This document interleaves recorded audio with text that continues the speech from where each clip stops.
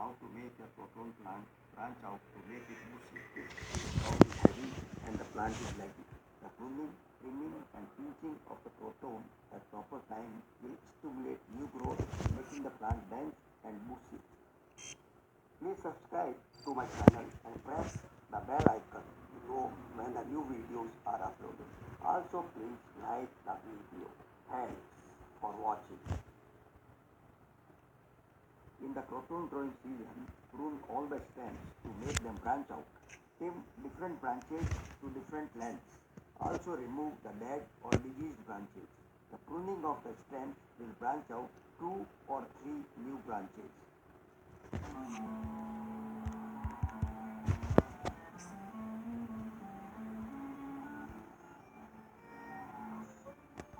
Pinch off the new tiny leaves. The pinching of the leaves will force the plant to produce 2-3 new leaves at each pinch, making the croton bushy.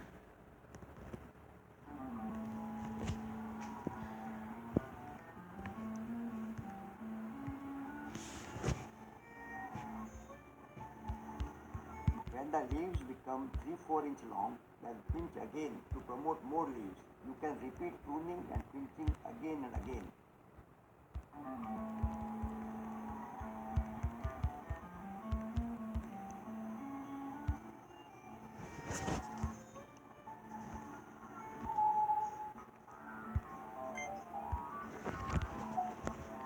The new leaves will turn from yellow to red and then green with time. Proper croton care will make the plant bushy and colorful. The croton plant needs proper pot size, lighting, watering, fertilization and pest control. Yeah, Indian mama.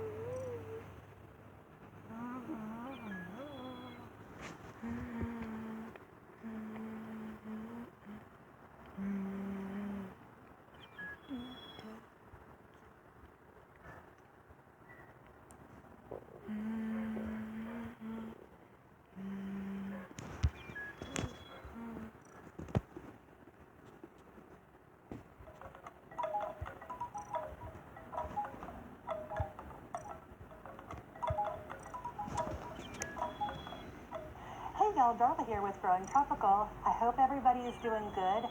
I am doing great. I am super excited that I'm actually able to get out here before the sun actually goes down. It is every time I want to get out and I want to do a little something in the garden. It gets later, darker later. I should say darker later. It's still the sun is just so blaming hot. Oh my goodness, the sun is just so hot that it's like I'm trying to get out here. I'm sweating. I don't even have to be really doing a whole lot. But anyway, blah blah blah. I am doing wonderful because I'm able to get out here and actually make some videos with a nice overcasted sky. If we're lucky, we'll get a little bit of rain out of this too. But what I want to do is I want to take just a few minutes to talk about crotons. I love them. They're one of my favorite in the landscape.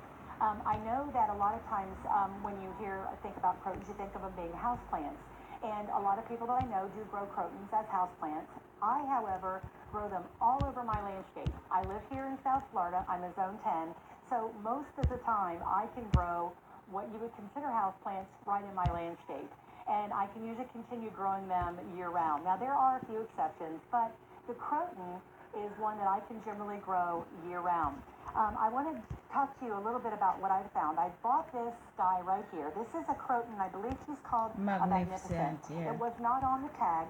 The tag just basically said croton, but I happen to know that this one is called a magnificent. But just a little bit My name's Lou. of the box here. What? Sometimes when I go to the big box stores, I'm a little skeptical of the growers that deliver to these big box stores. And let me explain to you why. This tag right here, it just basically said croton and it said full sun, and I was on board with that. Of course, the picture on there was not the picture that but that's not a big deal either. That, crotons come in so many different varieties. But this one was really interesting when it talks about the hardiness of the croton. And it has on here hardiness 30 degrees, and I thought, I don't think so. I'm no expert, but I've been growing crotons long enough to know that if the temperatures get into the 40s, your croton's going to start throwing a fit. As a matter of fact, when the temperatures go into the upper 40s here, my croton is kind of going into a little bit of a trauma mode. I don't know if that's anybody else's experience, but and maybe it's just because they're used to being in this tropical environment. So any little chill that we get, they don't like it. But my understanding is crotons are definitely cold sensitive. So I was a little skeptical about that tag. So just be very careful when you are buying, from the big box stores. For the most part, I think their tags are usually spot on. But every once in a while, I see stuff like this, and I think it's just a good idea just to make sure that when you are growing something that you're going to be putting in your landscape, just do a little research on it, just to make sure that you don't buy something and not protect it, or maybe you're putting it in sun when it should be in shade, that type of stuff. But anyway, so back to the crotons. Crotons are definitely, in my experience, they're cold sensitive. They are zoned for a 9 and warmer, and crotons they're beautiful. They come in just so many different varieties. The colors and the leaf structures. Some grow, really super tall. Others stay nice and compact. The leaf structure, some are big and fat. Some are really like thin and strappy. There's one variety out there called a mother and daughter. Mothers and daughters, I think, or mother and daughter. Anyway, the variety is absolutely beautiful. It's got a leaf that comes out, and then on the very end, or the very tip of that leaf, the larger leaf, there's a small little, like, a daughter that is attached to the leaf, and they're very, very pretty. I did have one of those, and to be honest with you, I can't remember what happened to it, if we relocated it and I lost it, but I did have one, and they're very pretty, they're very striking, and they're very unique looking. So if you guys like crotons, definitely look that one up, because it's one to definitely have in the landscape as far as something to talk about, because it's really, really, really, really pretty and unique in design, the way it grows. But anyway, more about the crotons. Crotons are also considered to be toxic. I'm just going to say they're considered to be toxic. When you are trimming your crotons, I always recommend wearing gloves. Now, just because I recommend it doesn't mean that I always do it. I try to. I've trimmed my crotons without gloves. I've gotten the sap on my hands. I don't seem to be like any kind of sensitivity to it or anything like that, but you could definitely have a sensitivity to the sap in the leaf and in the stem, which is right. So you want to make sure that if you do have any type of sensitivity in garden to, like maybe other plants that have like a sap-like substance, that you definitely want to make sure that you wear gloves when you're trimming your croton. Also, if you have small children or animals that would be playing with the croton or anything like that, definitely make sure that you would be keeping your croton away from that situation, because they can cause, anything that I've ever read, it says they're toxic. They can cause a lot of gastrointestinal distress, which that's no fun. Nobody wants to go through that. So I think the good rule of thumb would be just to keep them away from small children that would, maybe put it in their mouth, and then your animals, they like to chew on, the leaves. particularly if you're going to be growing the croton like in your house. Now, I don't grow them in the house as a general rule. I do have them up on our porch, and I grow them, like I said, scattered in the landscape. But one of the main reasons why I wanted to get this here is because I wanted to demonstrate to you guys how I live my protons. I personally think there's a correct way and an incorrect way. And what I'd like to do is I'm going to take She got shot right. She did show people what for. what I saw not long ago, someone was doing to the croton, and I thought, oh my gosh.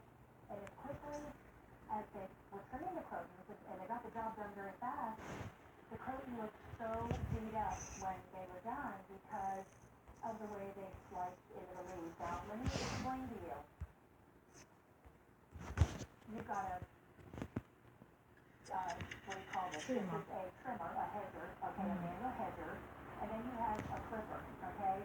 This is what I recommend that you use for something fastened like this on your croton. Because what you're going to be doing after on your croton, and I'm going to bring a camera in on one of the crotons so I can demonstrate to you guys what I'm talking about. So, let's go ahead and let's look at this croton right here. And just for identification purposes, this is a manual croton right here. Now, what I'm going to do is, I'm going to also put on my gloves because I want to set a good example for you guys. And I do think it's kind of important just to make sure that you're protecting your hands from the sap.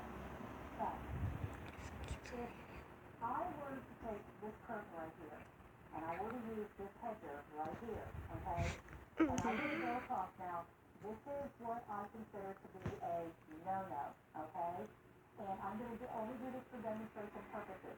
But if you're going to go in there and you do that, okay, what you are left with is a lot of ugliness right here. Oops, let me get the camera here so you guys can see.